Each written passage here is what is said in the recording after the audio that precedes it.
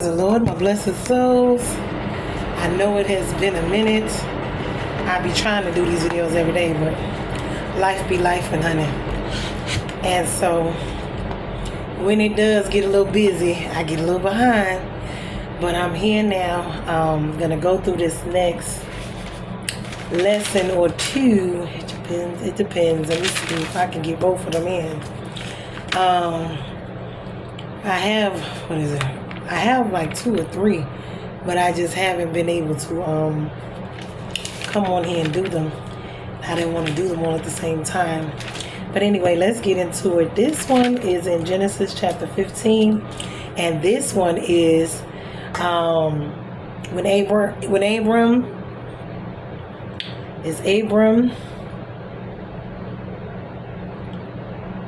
okay.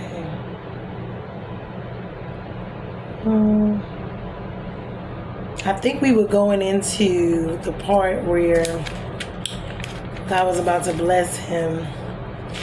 So I'm going to kind of go through it. Okay, let's get to it. Promise from covenant to covenant. Well, at this point, eventually God would change his name from Abram to Abraham. God said, "Fear not, I'm your shield, I'm your reward. You shall be great." Abram said, "Well, what will you give me? Because I'm childless." He was more than 75 years old. He had no heirs. He just had his servants. So he said, shall his heir be, the servant, meaning him not having children. He's, asking God, how is this going to be? And so, because he planned to give him all this land, all this, all of this, everything that he can see. But in the natural, because of his age, because of what's going on in his life, he's asking God questions. And this is what we do. All of us have been at this point where, either God has promised us something, or we know something's supposed to come, or he told us something. And the thing with that is, a lot of times it does not happen right away. This is the key factor. Most times it does not. Sometimes it does. It just depends on the situation and the circumstances. But anyway, so he's asking them, he's childless, he's 75, he's running down what God already knows, which is what we do. Every problem, every issue we have, we let him know, well, how did you say this, Lord? And, I got all of this going on. So what God said to him was, you shall have an heir, and it shall be of your own loins, meaning your own child. It would be your own son. And so, and he said, look towards the heavens and count the number of stars. So shall your offspring be.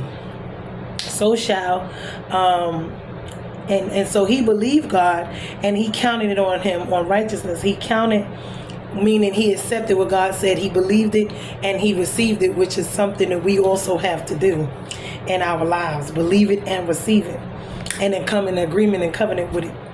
So then the Lord said, I am the Lord your God, and I brought you from the land of of your fathers, from the Chaldeans, and I give you this land. And Abram said, well, how, God? And then that's when they did the ritual, the little covenant, I think it is, where God waited for the sun to go down. Abram fell asleep, and there was a great darkness upon him.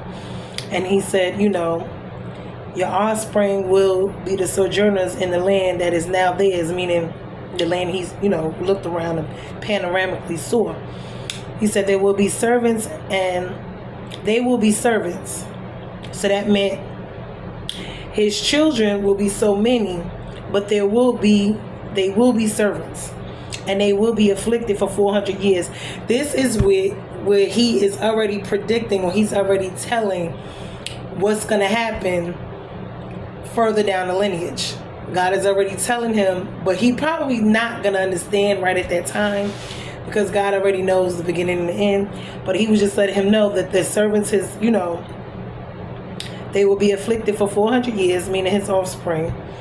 And the Israelites, meaning them in Egypt, which is going to be further on down the line. But see, he said, God, meaning I will bring judgment on that nation that they serve. After they shall serve their time, they will come out with great possessions. You shall go to your father's house in peace, and you will rest, and you will be buried there at an old age. And they will come back here in the fourth generation, for the iniquities of the son has not been fulfilled yet. This is what it talking about Ham, when I was talking about that before, Canaan, the Amorites. This is, remember when Noah cursed his son, that's like God, because it's the same thing, because he's the father, he gives the blessings and the curses. So this is why this is not yet complete. So God allows certain things to happen, the afflictions, to this, to that, so he can get what he's trying to get, which is from these evil, wicked people. He already told them that they were gonna have to, that they were cursed, they were this. And also because at that time, if you remember, that he said the Amorites, their time is not yet complete, meaning the amount of sin that they're doing has not yet been completed to the point where he can come in and do judgment. He's waiting on them to change. And if they don't, after a certain amount of time of them, he's going to step in and judge them. And this is when all of this is going to transpire. But the fire went, because when he did the sacrifices, that's the altars, the covenants, and they, take the meats to this, to that, whatever he's specific, for the sacrifices. This is how this, started. And then he spread around the altar, he went to sleep, and God had the flame, I guess, go through it, and that was the covenant. And then it was sealed between him and God. So God gave him the land, and the land is from the river of Egypt to the great river Euphrates, which I have been looking up, because this is why this war, and I wanted to talk about this too, because they just did a new bill about us and our children that they passed to be drafted automatically after turning 18 into the military. So we need to be paying attention, because we know that there's a war about to be coming soon. It is in the Bible, and this is what it's about. It's about over there in Israel, but that also is much more than anything spiritual insight to let us know that yes, stuff is going exactly as God planned it in his word. So here we go again. That's what they're doing right now. These same children, which are siblings that God cursed, their offsprings are warring. And he said it from then to now. They will always war against each other. And they have been, and they have. And the one he cursed and the one that weren't doing right against the ones who were the chosen by him, those are the two families. They're the same family. They're brothers' kids. So these are the offspring of these two brothers' kids. And nieces and nephews, all these generations later, they're still doing the same thing, at odds with each other, at war with each other. So he said, from the river, this is the promised land, from the river of Egypt to the great river Euphrates. Now, the maps back then were different as far as the diagrams. And even though I was looking at them now, I still need to do some more research on that, because I'm still trying to figure out, because I know the Gaza Strip is mixed in there. And this is why this war is very important. But we're going to get to it. But the purpose of Abram's future family was to serve as an instrument of judgment on the Amorite people for their sins against God. This is what is going on.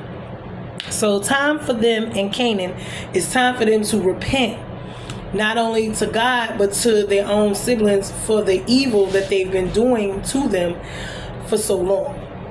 And I also believe that when it comes to us as black people, and when it comes to slavery as a whole, God is not for injustice. He's not for slavery. He's not for servanthood. He's for servanthood, not slavery. Slaves are treated different than servants. Servants are treated like family, and he does not condone people to be mistreated. This is not what he does. God is a God of justice, a God of mercy. He does not, I don't care who you are and what you done, injustice and oppression and stuff like that, God is not in any of it. He's not. So the sin from Canaan, from back in Noah, the seed was sowed then, and it's, remember, whenever there are curses, they up to the fourth generation. So it goes from the mother, father, grandfather, down the generations until it gets to the fourth generation. And so this is the same curse that we're seeing. When Noah cursed Ham, the son of Canaan, for the nakedness, and then when the Amorites were sinning, and they were refusing to let the Israelites pass through the land, and refused and attacked them instead, and refused the chosen people, and they refused God, and they worship other gods. They practice idolatry, adultery, child sacrifices, homosexuality, idolatry, prostitution, witchcraft. This is where the Babylon comes from.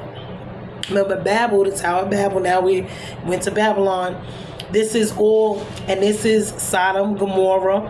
These people are from Palestine, Lebanon, Jordan, Syria. These people, they are haughty. They, after power, after fame, after wealth, after worldly vanities.